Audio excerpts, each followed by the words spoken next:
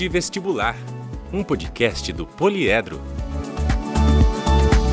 Olá, futuros universitários, estudantes do Poliedro Curso e pessoas de todo o Brasil que estão assistindo e escutando a gente agora. Esse é o Papo de Vestibular, um podcast do Poliedro Curso para ajudar os vestibulandos a alcançarem seus lugares nas universidades mais concorridas do país. Hoje o nosso papo é sobre o vestibular mais tradicional do Brasil, a FUVEST, que seleciona os estudantes para a USP. Antes de começar, vale adiantar que a gente já tem disponíveis o Papo de Vestibular Unicamp, ITA e o mais recente, que é o Papo de Vestibular Enem. Se essas provas estão aí no seu radar, escute no seu tocador de podcasts preferido, que tem umas dicas muito legais, tá? Hoje aqui no estúdio temos dois hosts famosos do Poliedro Curso. Recebam o coordenador que mantém a porta sempre aberta com os dizeres "entre sem bater". E você pode encontrá-lo na unidade de São José dos Campos de segunda a sábado, geralmente, porque aos domingos, quando não tem vestibular, acho que ele descansa, né? Márcio Guedes, bem-vindo. Obrigado. Tem simulado também no domingo, às vezes. Então, não é sempre que ele descansa. Vamos seguindo. Obrigado. Nossa outra host de hoje já deu show aqui no podcast no episódio do ITA. E agora ela volta para mostrar que se a banca da FUVEST for exigente, talvez ela seja mais, viu? Nossa coordenadora de redação do Poliedro Curso São José dos Campos, Fabiola Newbern. Seja bem-vinda. Muito obrigada. Eu queria saber como você descobriu que eu tenho a mão pesada, Tice. Depois a gente conversa sobre isso. E hoje, de forma remota, temos a participação especial do Gustavo Mônaco, que é professor titular de Direito Internacional da Faculdade de Direito da USP e diretor executivo da FUVEST. É uma honra recebê-lo aqui no nosso podcast. Seja bem-vindo, Gustavo. Muito obrigado, a honra é minha. É um prazer conversar com os estudantes do Poliedro de São José.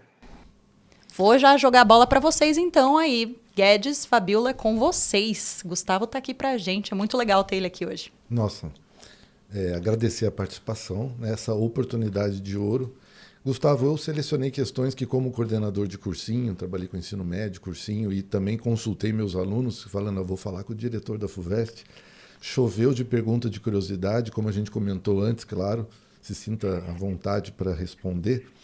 Eu queria abrir a nossa conversa tocando na ideia da montagem da prova. A gente monta simulados, né? O Poliedro, a gente foca na FUVEST. Os nossos alunos prestam o Enem, a FUVEST, a Unesp, a Unicamp, as clássicas, mas o nosso alvo, a instituição, é na FUVEST. A gente tem a maior aprovação na Pinheiros, a maior aprovação na USP, e a gente acha que a gente monta bons simulados. Então eu conheço o processo de montagem. Você poderia contar, obviamente, dentro do que é possível, como que é a seleção das questões, eu pego o bloco de biologia, eu pego o bloco de geografia, como que eu monto uma prova que tenha uma distribuição de fáceis, médias e difíceis? E uma pergunta que meus alunos fizeram, que eu acho interessante, a FUVEST, ao montar a prova, ela está selecionando algum tipo específico de aluno? Queremos esse tipo de aluno? Dentro do possível, o que você pode dizer para a gente, contar para a gente? Bom, eu posso dizer o seguinte: primeira coisa, fazer um vestibular é igual fazer um desfile de escola de samba. Acabou a apuração, a gente começa a preparar o próximo vestibular.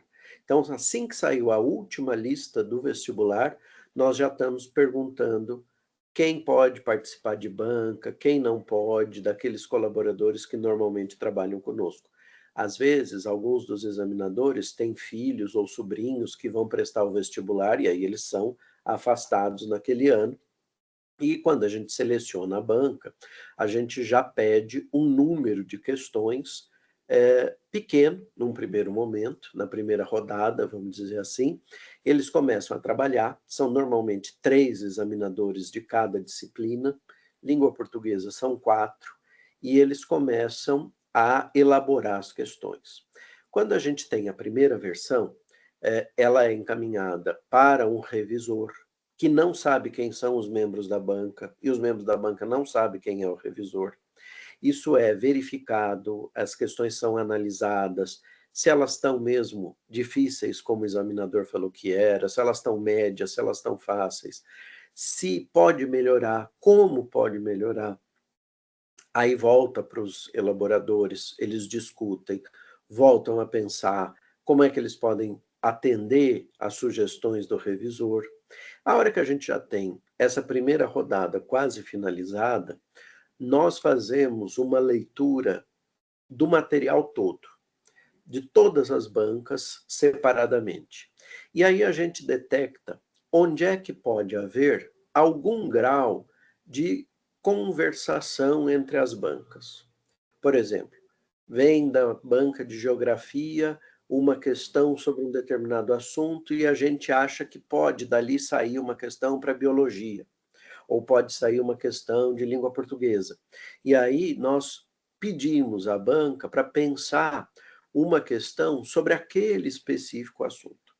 Então, isso vai sendo feito aos poucos, com muita tranquilidade, e tanto da primeira quanto da segunda fase, que vocês sabem, são provas completamente diferentes no sentido, primeiro, a prova da primeira fase, ela é teste, né? Prova objetiva.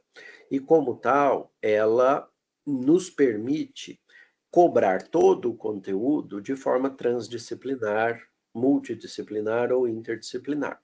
Às vezes, claro, tem algumas questões que claramente a gente sabe a que se refere.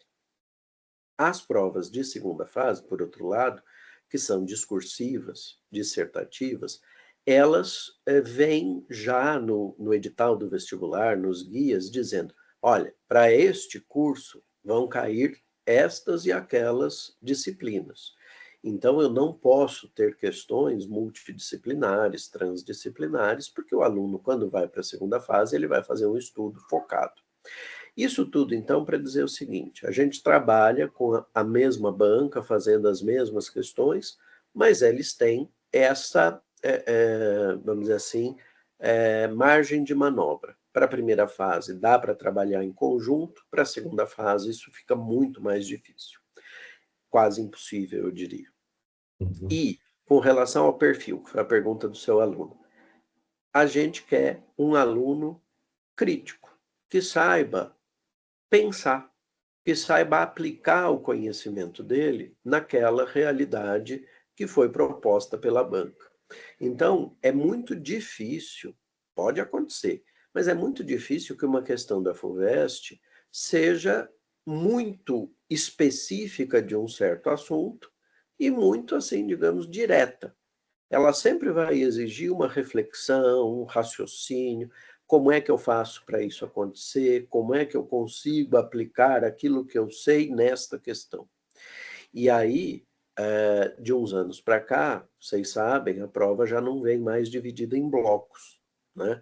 A gente não consegue detectar onde é que começa a matemática, onde é que termina a matemática, onde é que começa a física, onde é que termina a física.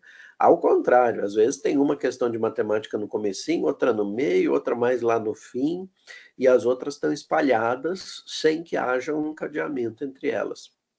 E isso é para mostrar uma coisa, que o conhecimento é único. Tudo o que eu sei se conecta. E tudo o que pode ser cobrado está conectado.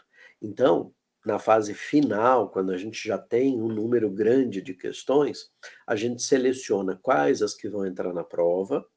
Claro que a gente tem uma margem de manobra. Esse final de semana, ou final de semana anterior, não me lembro bem, teve prova da Unicamp.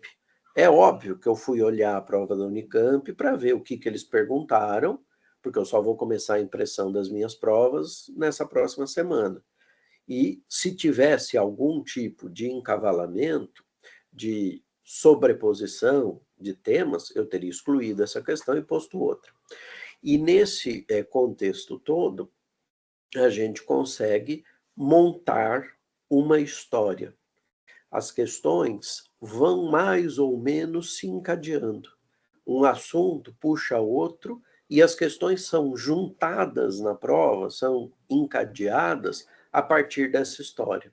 Então, tem um trabalho de curadoria aí por trás que é muito importante também, para a gente fazer com que a prova conte essa história e o candidato consiga, lendo a prova, conectar os diversos assuntos e, às vezes, isso até ajuda na rememoração daquele conhecimento que ele precisa manejar para responder a questão. Falei demais, mas é essa a Eu acho que ideia que você está por já trás. você falou bastante e ainda falou coisas que eu fui estabelecendo relação com a redação aqui, porque quando você disse que o perfil que vocês buscam é o do aluno crítico, eu acho que isso justifica porque a análise crítica da sociedade contemporânea parece ser aquilo que volta, independentemente do tema, da frase temática ou do formato dessa frase, na prova de redação. Eu tenho um aluno que, enfim, tirou a nota máxima há alguns anos e ele falava da sensação de, mesmo que no treino semanal com a gente aqui no Poliedro ele estivesse escrevendo sobre temas diferentes, ele tinha a sensação que ele estava escrevendo sobre a mesma coisa. E essa mesma coisa era a análise crítica da sociedade contemporânea. Então, me parece que na redação, a maneira de vocês identificarem esse perfil que você falou é essa. Mas aí eu puxo uma pergunta que é: o formato da prova não muda, né? Então, a FUVEST sempre trabalhou com uma dissertação argumentativa, 20 a 30 linhas e tal. Isso não muda. Mas a frase temática já foi frase, já foi pergunta. E nos 2 últimos anos ela veio um pouquinho diferente. Porque em 2024 agora, 2024, tinha uma relação, tinha um entre ali, né? Era educação básica e formação profissional entre a multitarefa e a reflexão. Então, veio uma preposição que eu nunca tinha visto. Eu trabalho com redação de vestibular há 20 anos, eu nunca tinha visto isso na FUVEST, eu já tinha visto na Unesp. E aí os alunos falam, ué, mas virou Unesp agora, o que está acontecendo? E no ano anterior era vulnerabilidade e refugiados ambientais. Então também tinha essa necessidade da relação entre os termos. Quando anteriormente era, às vezes, uma pergunta, né? A ordem do mundo, o mundo está fora da ordem ou não. Então, esse formato que deu uma mudadinha assustou alguns alunos. Isso significa que pode vir qualquer formato, ou isso é uma pegada nova? Eu sei que eles se sentem seguros no sentido de, é uma análise crítica, beleza, isso eu consigo fazer. Mas, às vezes, essas perguntas ou frases um pouquinho diferentes deixam os alunos meio inseguros. O que você teria para me dizer em relação a isso, Gustavo? Olha, o que eu posso dizer é que as bancas, elas são constantemente revistas, né? Até por essas circunstâncias que eu mencionei. Às vezes o professor ou a professora que trabalha conosco está com o filho, ou o sobrinho, ou o neto que está prestando vestibular e aí ele sai da banca. E isso pode levar a estas circunstâncias de alteração no modelo de questão, na utilização, por exemplo, da literatura para buscar questões em outras áreas, como já aconteceu, por exemplo, com biologia.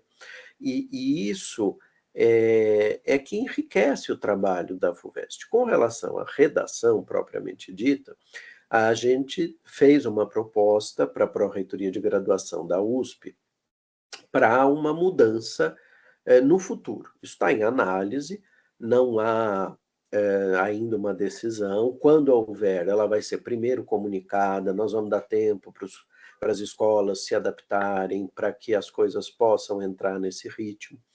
Mas eu acho que a prova de redação, especificamente, ela sempre, vamos dizer assim, variou entre temas abstratos e temas concretos, Isso, né? mais recentemente, concretos, né? Os abstratos Tem estão mais ficado lá no mais passado, concretos recentemente, Isso. né?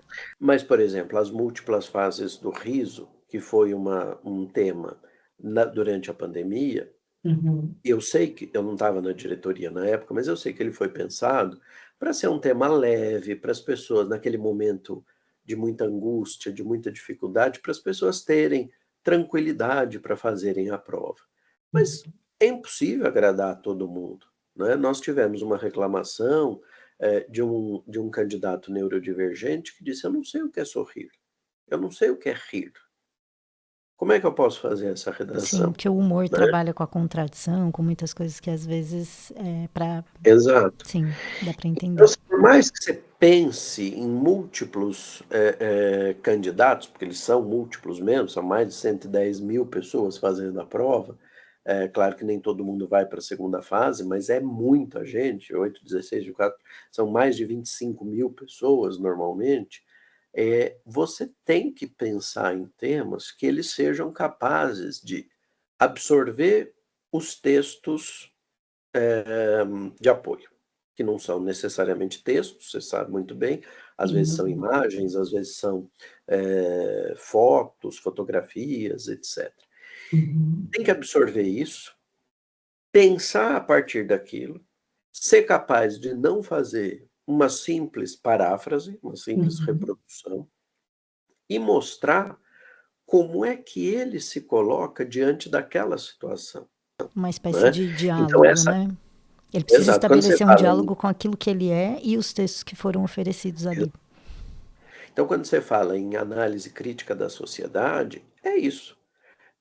Agora, se isso vai ser feito a partir de comparação, a partir de uma pergunta ou a partir simplesmente de uma frase temática, aí isso vai variando a cada ano. A gente não tem muito controle disso, né?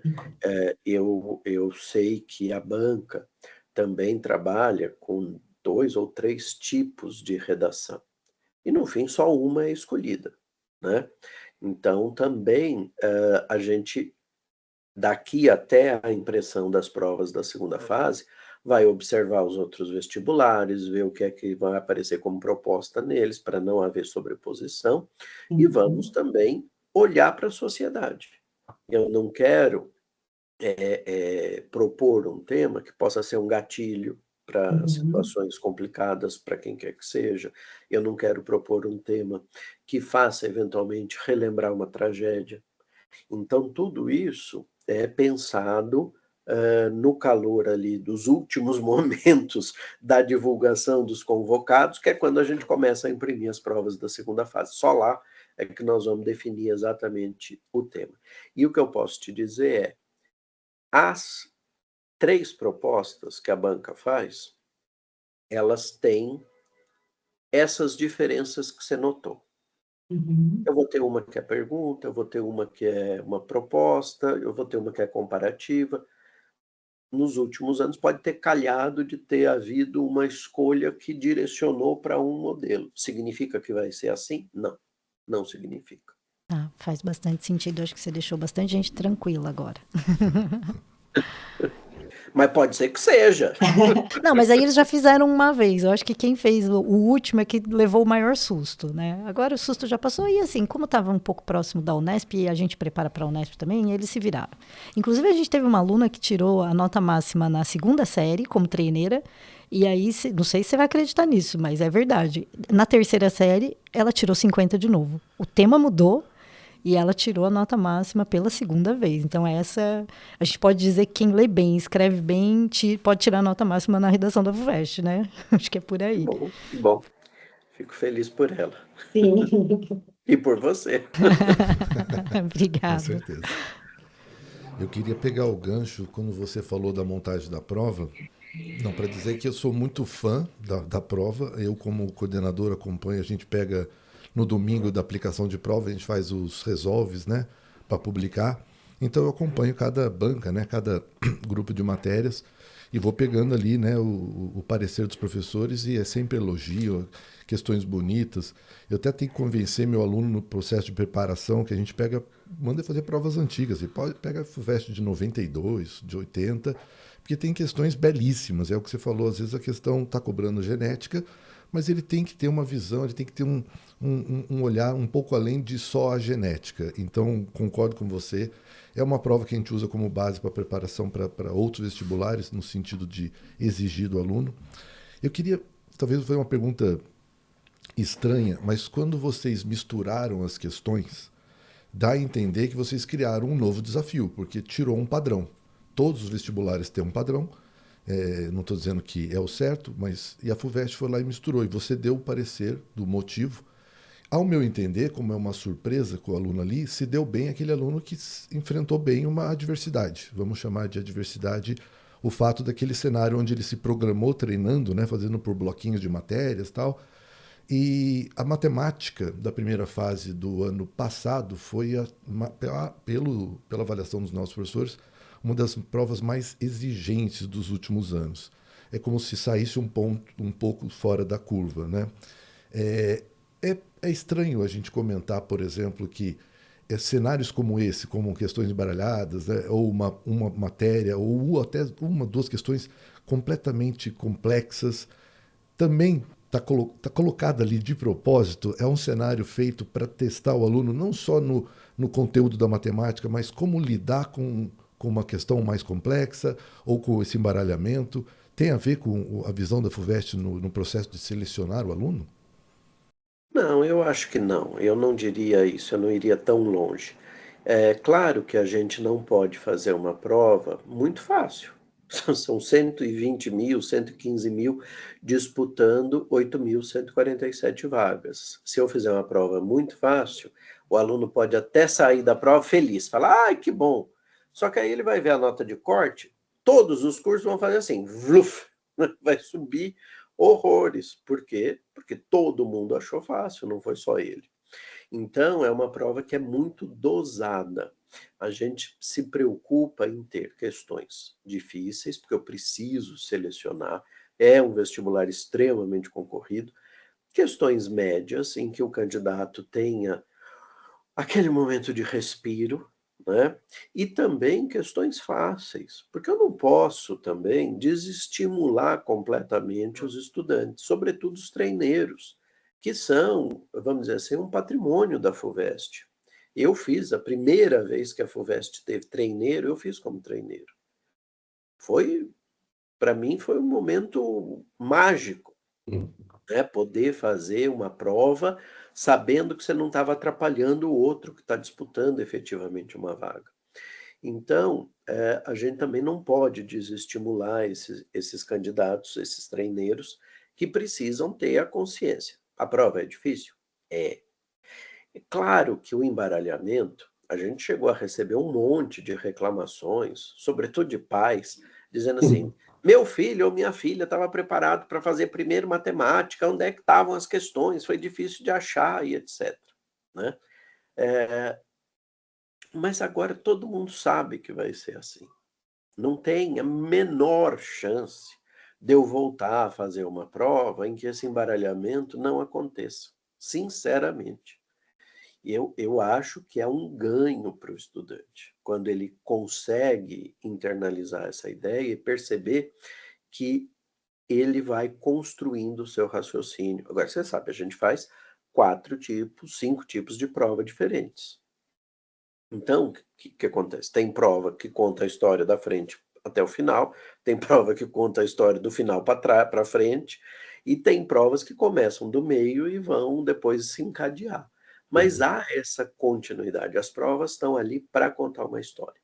Matemática do ano passado, houve uma mudança, acho que significativa, pela contextualização. Eu sou muito cuidadoso, eu não sou de uma área de formação básica, né? Sou professor da Faculdade de Direito, como a Tiziane falou no início. Portanto, tenho uma preocupação de que as questões possam ser compreendidas. Eu detesto ver uma prova em que a examinador fala assim, resolve essa matriz, ou o cosseno de não sei o que é tanto. É uma prova que é o conhecimento pelo conhecimento, né? Então, eu insisto muito com as bancas, eu sou chato com isso, de que precisa haver contextualização.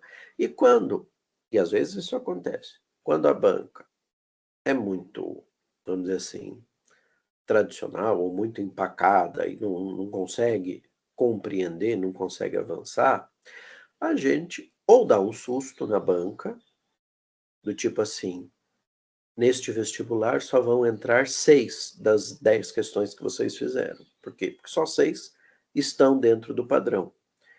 Aí eles assustam e para o ano seguinte eles melhoram a elaboração das questões.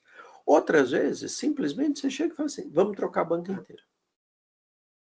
Vamos trocar a banca inteira, nós não fazemos só o vestibular, nós fazemos outros exames, fazemos os concursos para funcionários da USP, então a gente tem outras bancas. E às vezes tem gente muito criativa nesses exames que a gente consegue puxar, aproveitar no vestibular, procurar renovar mesmo, né? Então a gente mantém um padrão? Mantém. Mantém uma qualidade? Mantemos. Mas a gente está sempre preocupado em não deixar acontecer uma fadiga, que é normal. As pessoas cansam. Eu sou professor, tem hora, quando eu tenho que fazer prova para os meus alunos, eu falo, ai meu Deus, o que que eu faço esse ano? Porque são sempre os mesmos assuntos, é sempre a mesma disciplina, o que que eu vou perguntar, né? Então, ter essa criatividade, às vezes, é muito importante você trocar um elemento da banca, às vezes você troca dois, às vezes você troca todo mundo. E aí a banca nova está com gás novo, está com novas ideias, novas oportunidades. Isso aconteceu esse ano. Tem uma banca que foi trocada integralmente. Agora, significa que a prova vai destoar da prova do ano anterior? Não sei. Pode ser que não. Pode ser que os seus professores, olhando a prova, digam: não, dá para perceber que nessa disciplina aqui mudou o estilo de questão, mas o nível de dificuldade se manteve. Pode ser que as pessoas digam: oh, foi aqui. O Gustavo contou lá para a gente que trocou uma banca, foi a banca dessa matéria. Não tenho dúvida. Porque às vezes a mudança é muito sensível, né? Mas isso é divertido também. Gustavo, eu vi que você fala com bastante tranquilidade que a prova é difícil. E eu acho que tudo bem. A gente também fala para os nossos alunos que ela é difícil mesmo e reforça a necessidade da preparação. Mas quando a gente fala na redação, a redação que é mais ensinada nas escolas pelo Brasil é a redação do Enem.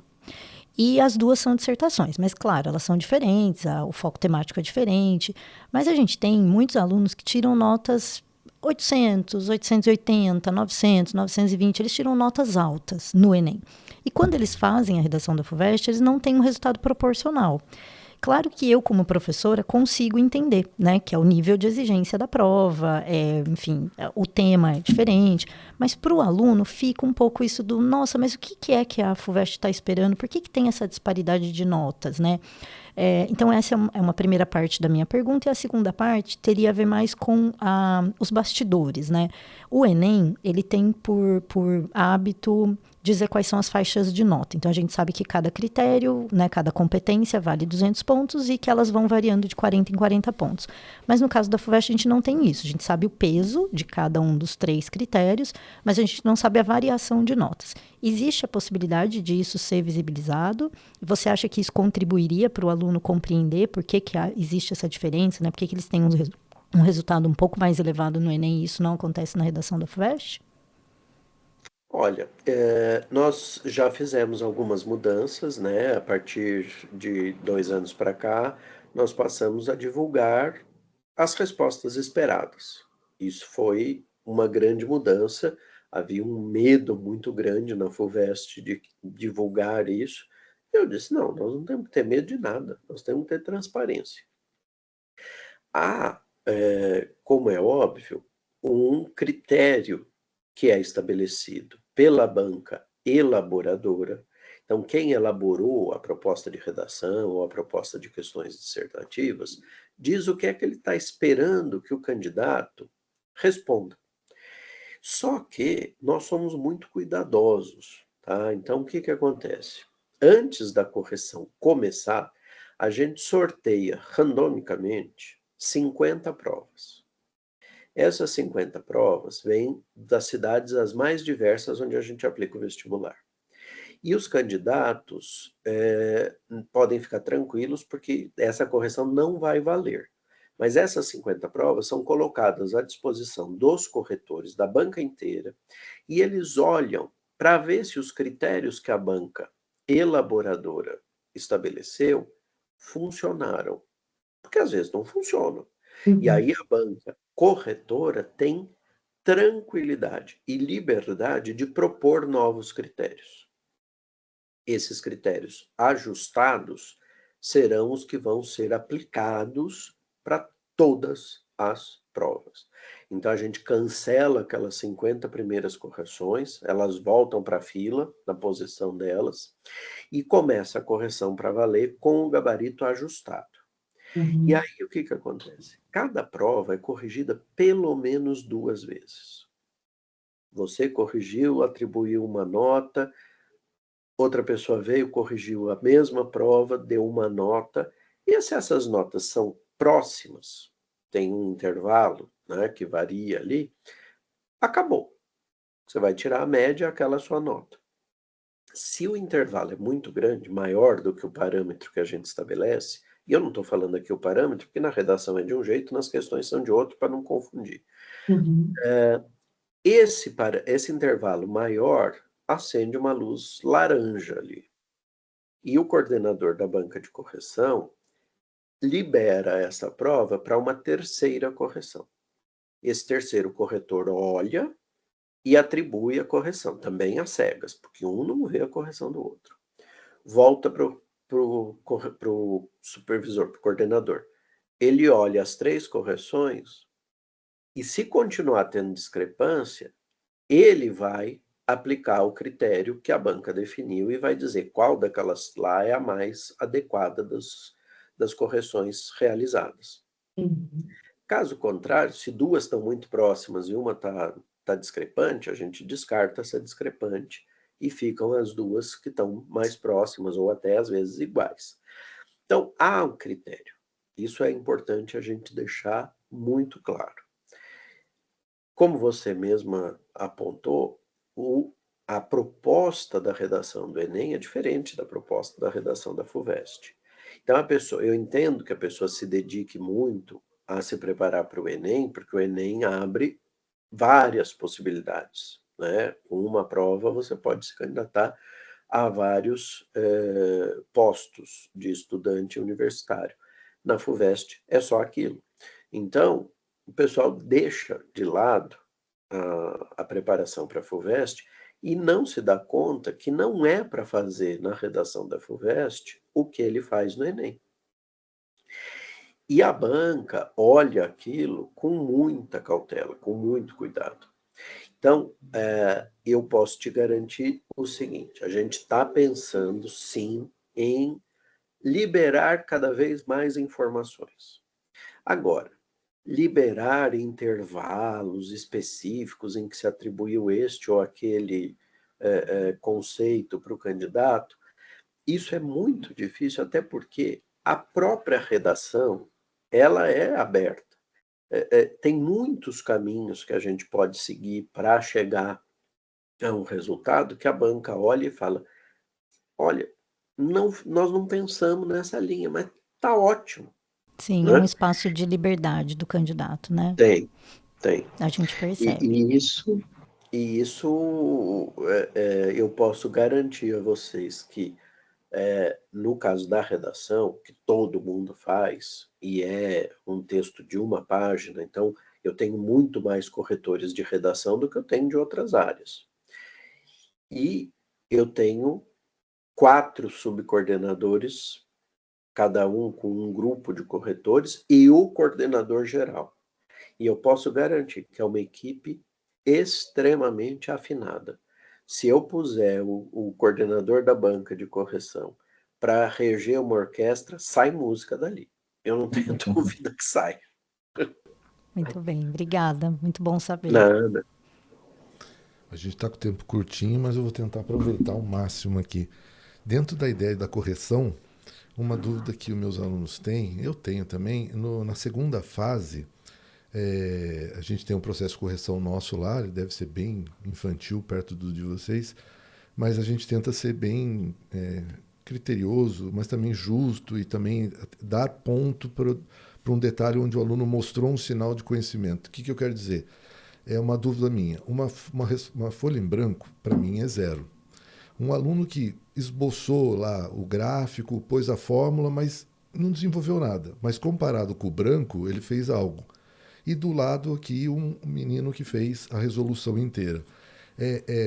Você pode nos contar, é isso mesmo? É possível ter uma pontuação para esse aluno que esboçou um raciocínio, às vezes extraindo do texto, ou colocou uma fórmula que ele deveria usar, mas ele não avançou, comparado com o que está em branco?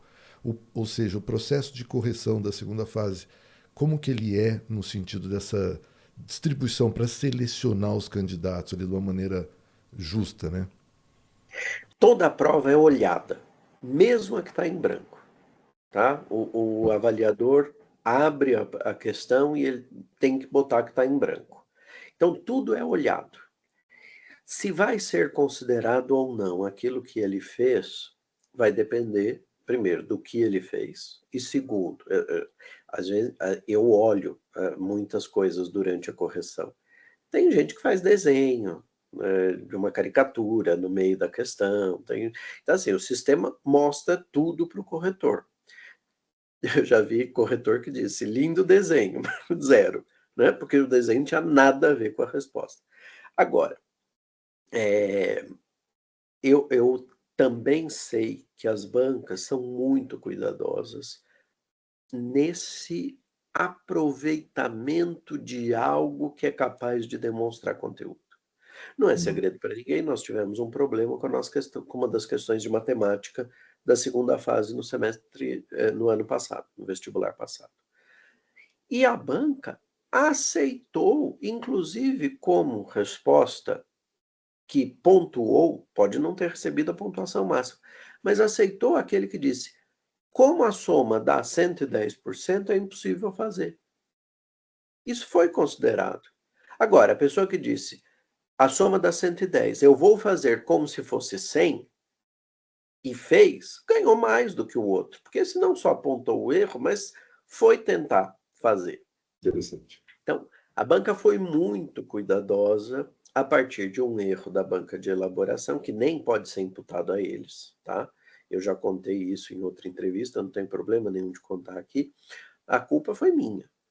Eu, quando li a prova de matemática, eu falei, nossa, mas essas questões não estão assim, não estão contextualizadas, deixa eu ver as outras que eles tinham feito. E aí, quando eu vi essa, eu falei, vamos usar essa daqui, pede para a banca melhorar um pouquinho e tal. E aí foi meio na corrida, e a pessoa que fez a revisão tinha dois dos percentuais que era múltiplo de 5, não de 10. E ele falou, para facilitar, vamos botar múltiplo de 10. O que é que deveria ter sido feito? Enquanto, sei lá, vamos supor que era 45, 65. Se um ia para 70, o outro tinha que abaixar para 40. Só que subiram as duas. Isso que deu o erro, né? E eu não tenho nenhum problema de falar isso, porque a FUVEST também erra, e ela reconhece os seus erros. Mas ela teve que privilegiar aqueles que mostraram algo. Quem deixou em branco não teve nada. Nós não anulamos a questão, porque havia modos de usar o raciocínio, usar o seu instrumental para resolver, ainda que fosse, em tese, algo impossível de ter acontecido. Que ninguém ia chegar a 110% naquela condição ali. Mas, justamente, a gente faz do limão uma limonada. Pega aquilo e tenta melhorar. É bacana ouvir isso, porque não tem uma frieza na correção, né? Tem um olhar mais atento ao que o aluno fez ali. Tem essa paciência também com o menino que fez uma caricatura ali, né? A FUVEST é feita de pessoas, gente. O aluno, às vezes, acha que é só apertar um botãozinho e a prova sai impressa, né? Não é assim. A FUVEST está preocupada, está olhando. As bancas estão tentando fazer algo interessante, temáticas que estão aí na ordem do dia, que as pessoas estão preocupadas. É assim que a gente faz prova, né? E não é só apertar um botão. Se não é só apertar um botão para fazer a prova, na aplicação, nós somos humanos. Essa história de que olhou 3 vezes para o lado, a FUVEST tira a prova, isso é mentira. A gente sabe que não é verdade. É claro, a pessoa tem que ter responsabilidade. Ano passado, nós desclassificamos vários candidatos que subiram fotos, por exemplo, na inscrição do Vampeta, de outro jogador de futebol. Aí você vai fazer o reconhecimento facial, é óbvio que não é aquela pessoa que está fazendo a prova. Aí é desclassificação, não tem por onde, né? Mas quem age com responsabilidade, nós damos toda a tranquilidade, ou procuramos dar toda a tranquilidade e igualdade de condições para que eles façam a prova. E isso depois se estende para a correção também. Não é que eu vou dar 10 para todo mundo, mas eu vou tentar aproveitar ao máximo aquilo que é um indicativo de que o aluno pelo menos conseguiu situar aquele problema que estava proposto na realidade e no seu conhecimento. Muito justo, muito justo. Até porque tem o friozinho na barriga, o medo, o branco, daí ele põe aquilo lá e pelo menos um pontinho ele se destacou de quem não escreveu nada. Eu queria conversar mais, mas nosso tempo está estourado. Você tem algum ponto para finalizar?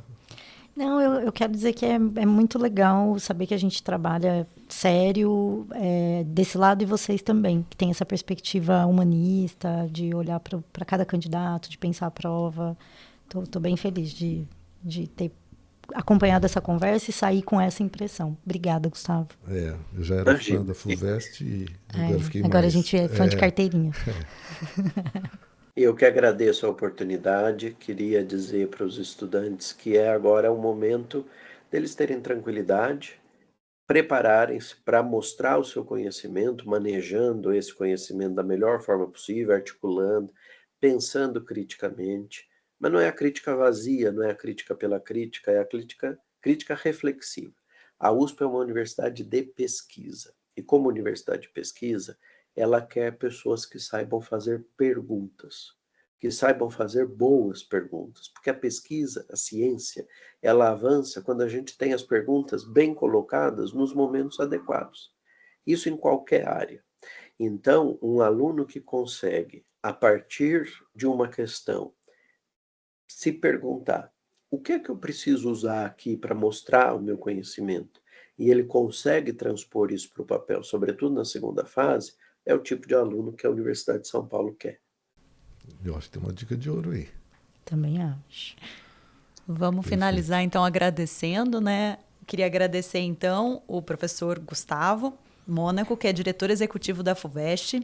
Esse foi o Papo de Vestibular FUVEST, um podcast do Poliedro Curso. E vocês podem, inclusive, ouvir o Papo de Vestibular Unicamp, ITA e Enem, que também já estão disponíveis. Curtam, compartilhem e acompanhem os novos episódios. A gente fica por aqui e a todos os nossos estudantes, uma boa prova. Ninguém me perguntou o gabarito, ninguém me perguntou o tema de redação, então tchau para vocês. A gente volta, se precisar a gente volta, não tem problema. A gente vai querer de novo ano que vem. Desligar as câmeras e vamos ter uma outra conversa. Na verdade, a gente só finalizou por causa do seu horário, Gustavo, porque pela gente a gente ficava mais uma meia hora aqui fazendo pergunta, né? Pois é, eu preciso dar aula, de vez em quando tem que trabalhar. Professor, eu como coordenador agradeço, né? O professor chegar no horário. Obrigada, viu, Gustavo? Obrigada mesmo. Imagina, foi um prazer. Prazer é nosso. Tchau, tchau. Tchau, tchau. Boa aula. Esse foi o Papo de Vestibular. Siga o Poliedro nas redes e não perca as próximas edições.